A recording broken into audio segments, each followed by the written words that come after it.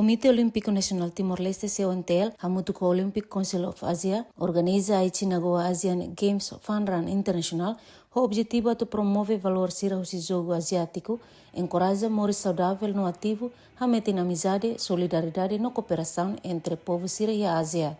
Secretário-Geral do Comitê Olímpico Nacional Timor-Leste, Laurentino Guterres, ateten evento referido a tua livro atleta sira, nebe representa governo no membro comunidade, a tua mutu celebra Jogos Asiáticos Aichi Nagoya, tem rio rua no Luresinen e Japão. Representante do Comitê Olímpico Ásia, a muito coita, é orgulho forte da Maíta, a tu celebra o momento irane.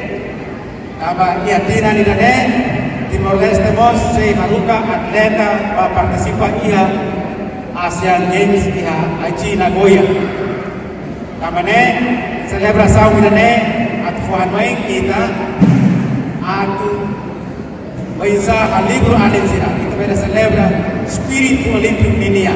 Respeita solidariedade no amigo. E a Bibang Hanesan, Diretor-Geral de Esporte e Ministério de Juventude e Desporto, Arte e Cultura, MJDAC, David Thomas Hatutan, atividade ne Hanesan campanha ida a público hatene com a Asian Games, nebe se realiza em Japão e fulan setembro. We are so happy to see you being at Aichi Nagoya Asian Games. It's really inspiring to witness such an energetic and exciting group. Thank you for being here and showing your dedication and commitment. Nunemos Presidente Olympic Council of Asia Oka, Wissam Tikmani, aprecia, ba participante sira hutu nebe hatu do espírito, se jogo sira nebe se vericatuas. Thank you very much for joining this fun event today.